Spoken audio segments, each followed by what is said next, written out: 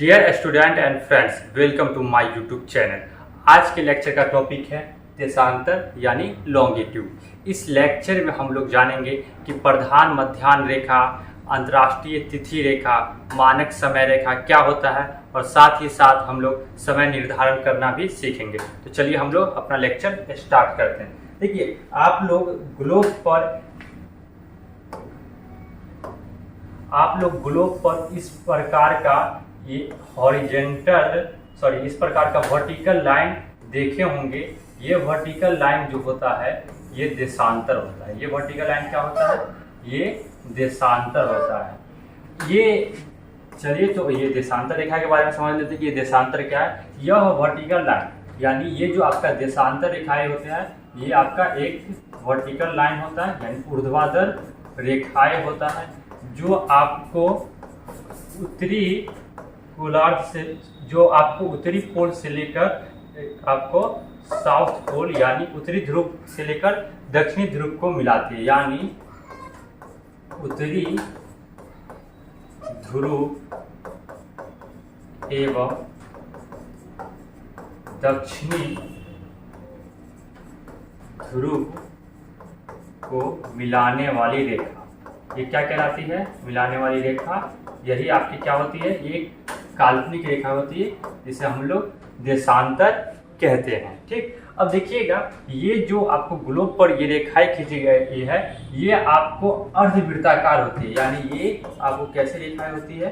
तो ये अर्धवृत्ताकार रेखाएं होती है और इसका इस प्रकार जो खींचा गया है तो प्रत्येक जो रेखाएं होती है उसकी लंबाई जो होती है वो क्या होती है? ये समान होती है। लंबाई इसकी समान होती है। और एक और बात ध्यान रखिएगा कि हम लोग जो अक्षांश रेखाओं के बारे में पढ़ा था कि अक्षांश रेखाएं जो हॉरिजॉन्टल लाइन में होती है वो एक दूसरे के समांतर होती है, लेकिन ये एक दूसरे के समांतर नहीं होते। यहाँ पे आप देखिएगा कि ये इस प्रकार फैला हुआ है कि ये ध्रुव पे आकर एकदम सभी लाइन एक जगह इकट्ठा हो जाता है जो बिंदु के टाइप का हो जाता है और बाकी ये आपको इस प्रकार फैलते जाता है। तो इस प्रकार आपका जो दो देशांतर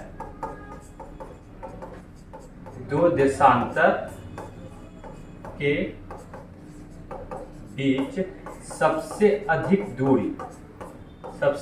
दूरी कहाँ पर होगा? तो ये आपको सबसे अधिक दूरी जो है ये जो आपका भूमध्य रेखा होता है, ठीक है, इस पे आपको सबसे अधिक दूरी होता है। कहाँ? भूमध्य रेखा पर। और ये कितना होता है?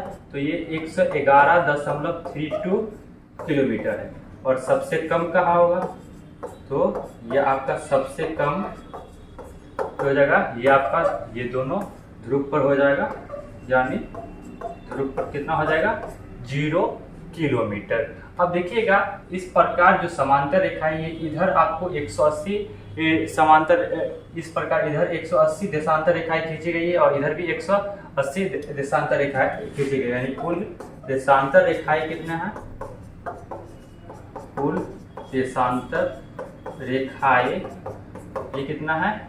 ये 360 है जो आपको एक डिग्री के अंतराल पर खींचा गया है। और ये जो आपका ये अक्षांश होता है, ये अक्षांश जो है ये आपको देशांतर को आपको समकोण पर काटती है।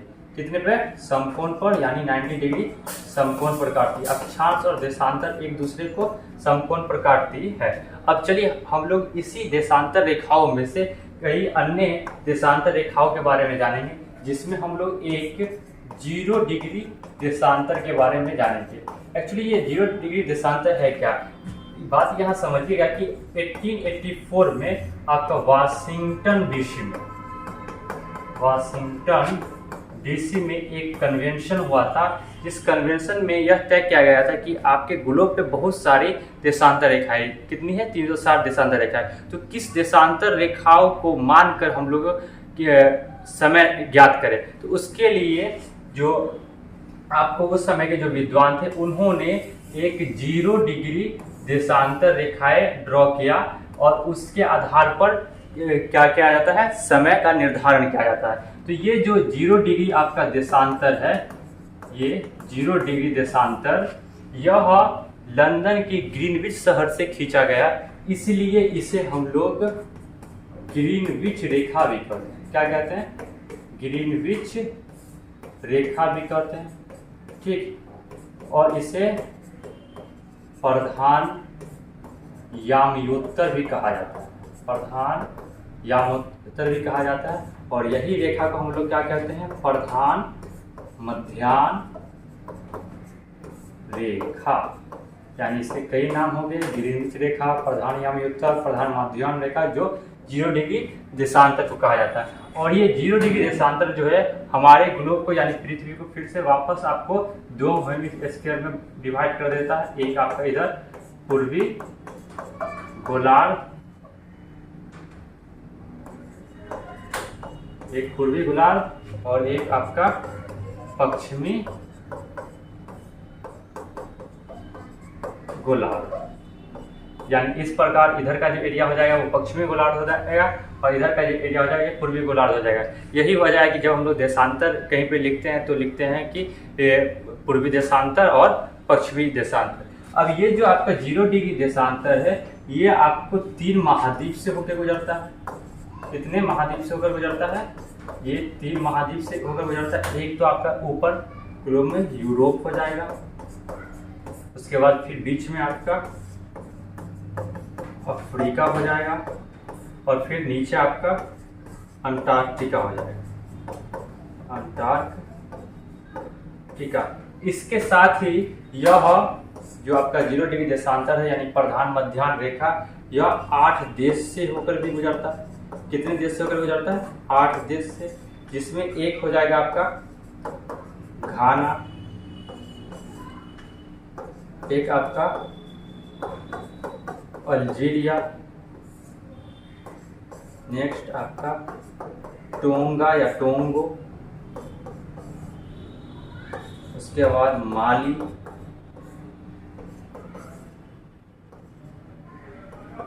इंग्लैंड,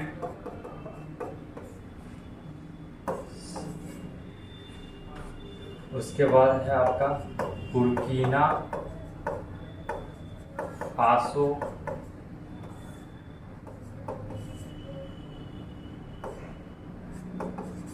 स्पेन और नेक्स्ट और एंड लास्ट फ्रांस। अगर आप इन्हें याद करना चाहें तो इन्हें याद करने का ट्रिक आप इस्तेमाल कर सकते हैं। वो हो जाएगा आपका घाट में BSL, GH यानी घाट से हो गया घाना, A से हो गया आपका अल्जीरिया, T से हो गया आपका टोंगो, M से हो गया माली, E से हो गया इंग्लैंड यानी यूनाइटेड किंगडम, B से हो गया आपका बुर्किना फासो, S से हो गया आपका स्पेन और F से हो गया आपका फ्रांस। तो ये हुआ प्रधान मध्याह्न रेखा। अब चलिए हम लोग समझते हैं कि अंतर्राष्ट्रीय तिथि रेखा क्या होता है। जो अंतर्राष्ट्रीय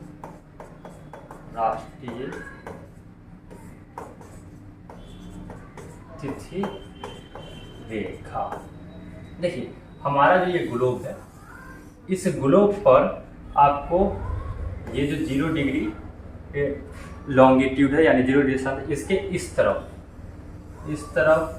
180 डिग्री देशांतर यानी आपका 180 डिग्री एक आपका पूर्वी देशांतर हो जाएगा और एक आपका 180 डिग्री पश्चिमी देशांतर। इसे हम लोग अंतर्राष्ट्रीय तिथि रेखा कहते हैं। यानी एक इस तरफ आपका ये पश्चिमी देशांतर और इस तरफ आपका ये पूर्वी देशांतर, ये जो होगा आपका, क्योंकि ये जो है आपको देशांतर रेखा अर्धवृत्ताकार खींचा गया है, तो ये दोनों रेखाएं एक ही है। यहाँ पे आपको स्पष्ट दिख नहीं रहा होगा। जैसे ग्लोब है, ग्लोब पे हम लोग एकदम लास्ट में इधर कोई आपका रेखा खींचे और इधर के लास्ट में खींचे, इसका मतलब दोनों क्या होगा, वो एक ही होगा। यानी 180 डिग्री आपका पूर्वी देशांतर और 180 डिग्री पश्चिमी देशांतर जो है ये क्या है आपका अंतर्राष्ट्रीय तिथि रेखा कहलाता है। ये जो है आपको एक्चुअली में तिथि निर्धारण करने के लिए इसको ड्रॉ किया गया था। और जैसे आप यहाँ पे समझ लीजिए कैसे तिथि निर्धारित किया जाता है कि ये आपका 0 डिग्री क्या है देशांतर। इस 0 डिग्री देशांतर पे जैसे आज मान लीजिए कि 24 सितंबर है, अभी आपका 12 का दिन बज रहा है। तो इधर जब हम लोग जाएंगे तो इधर 180 डिग्री ये जो आपका देशांतर होगा, इस पर आपका क्या होगा, तिथि वो बढ़ जाएगा वो। और इस अभी 12 बज रहा है तो ये रात के 12 बजेगा, ये क्या हो जाएगा, रात का 12 बजेगा। और जब इधर हम लोग आएंगे ये इस वाले देशांतर पर, तो क्या होगा, ये आपको जैसे 24 है तो ये 23 सितंबर को रात का क्या बजेगा, 12 बजेगा। यानी अगर हम इधर जाएंगे तो आप पूर्वी गोलार्ध में जाएंगे तो एक दिन क्या हो जाएगा, बढ़ जाएगा। और इधर आएंगे हम लोग पश्चिमी गोलार्ध में तो क्या होगा, एक दिन घट जाएगा, एक दिन घट जाएगा। क्या होगा आपका, यानी एक दिन घट जाएगा। तो ये क्या निर्धारित करता है, अंतर्राष्ट्रीय तिथि रेखा तिथि निर्धारित करता है। यानी अगर 0 डिग्री देशांतर से आप पूर्वी गोलार्ध में जाइएगा तो एक दिन बढ़ जाता है, और पश्चिमी गोलार्ध में आप जाइएगा तो एक दिन घट जाएगा। अब चलिए देखिए, जो पूरा विश्व है उन्हें 24 समय जोन में डिवाइड किया गया। यानी मानक समय रेखा की बात करें, मानक समय रेखा की बात करें तो संपूर्ण विश्व को 24 टाइम जोन में बांटा गया है, यानी समय जोन में बांटा गया है। संपूर्ण विश्व को कितने समय जोन में बांटा गया है, 24 टाइम जोन में। जैसे भारत का मानक समय रेखा जो है आपका,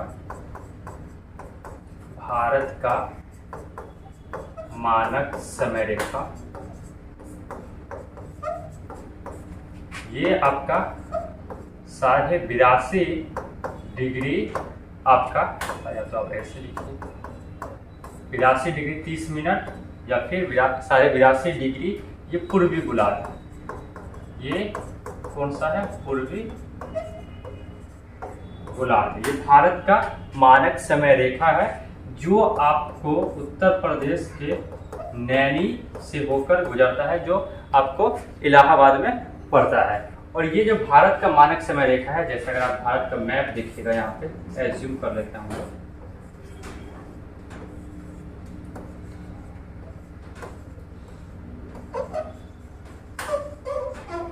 ये सपोज दैट के लिए ये, तो ये आपको भारत से इस प्रकार गुजरता है।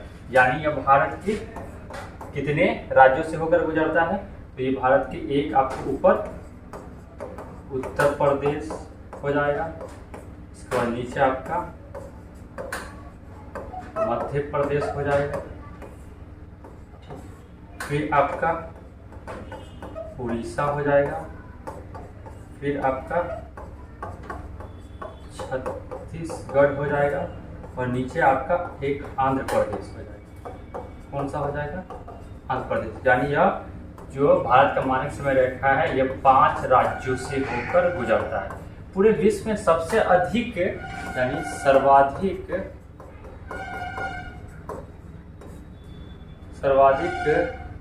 मानक समय रेखा वाला जो देश है वो कौन सा है, तो वो आपको फ्रांस है, जिनके पास 12 मानक समय रेखा यानी 12 टाइम जोन है। हालांकि वहीं आपका अमेरिका और रसिया का के पास जो है वो 11 मानक समय रेखा है। तो ये हुआ आपको अंतर्राष्ट्रीय तिथि रेखा, प्रधान मध्याह्न रेखा और मानक समय रेखा से संबंधित कॉन्सेप्ट। अब चलिए हम लोग समय निकालना सीखते हैं। देखिए, हम लोग जानते हैं कि ये जो पूरा पृथ्वी है वो 1 घंटे में आपको कितनी बार चक्कर लगाता है, और ये पृथ्वी घूमती कैसे है, तो ये पृथ्वी आपको पश्चिम से पूरब की ओर घूमती है। और एक चक्कर जो है पृथ्वी पूरा कितने घंटा में लगाती है, 24 घंटा में। और अगर सर्कल पे एक बार पूरा हम लोग मूव करें तो कितने डिग्री का एंगल बनेगा, वह 360 डिग्री का एंगल बनेगा। यानी 24 घंटा बराबर आपका अगर 360 डिग्री का एंगल बनता है तो 1 घंटा बराबर कितना एंगल हो जाएगा, 360 बट्टा 24। अगर इसे हम लोग सॉल्व करें तो ये आपका हो जाएगा 4 छक्के 24 और 4 9 36, यानी 15 छक्के 90। यानी 1 घंटा बराबर कितना हो जाएगा, 15 डिग्री का एंगल बनेगा। कहने का मतलब ये है कि अगर हम लोग किसी देशांतर रेखा पर, अगर जैसे ये आपका एक देशांतर रेखा है, यहाँ पे अगर आप खड़े हैं और इससे 1 घंटा आगे अगर आप चलेंगे तो आप में समय में कितना का फर्क आएगा? 1 घंटा का। ऐसे अगर आप आगे सॉल्व करते हैं तो 1 घंटा में हम लोग जानते हैं कितना मिनट होता है, 60 मिनट होता है। यानी ये अगर इसको फिर सॉल्व करें तो ये आपका 4 मिनट बराबर कितना हो जाएगा? 1 डिग्री। यानी 1 डिग्री अगर हम लोग चलते हैं तो कितना का फर्क होगा? 4 मिनट का। और अगर हम लोग ये आपका 0 डिग्री या योत्तर यानी देशांतर से इस तरफ अगर हम लोग बढ़ते हैं तो अगर 1 डिग्री बढ़ेंगे तो 4 मिनट बढ़ेगा, और इस तरफ अगर पश्चिमी अगर हम लोग गोलार्ध में आएंगे तो 1 डिग्री बढ़ेंगे तो वो क्या हो जाएगा? घटेगा। तो ये हुआ। आप इस प्रकार आप क्या कर सकते हैं, समय भी निर्धारित कर सकते हैं कि 1 डिग्री बराबर कितना मिनट का फर्क होता है? 4 मिनट का फर्क होता है। तो उम्मीद करता हूँ कि आज का लेक्चर आपको समझ में आया होगा। फिर हम लोग दूसरे लेक्चर में मिलेंगे। तो चलिए आज का क्लास हम लोग यहीं पे समाप्त करते हैं। Thank you class, best of luck, have a nice day, bye bye.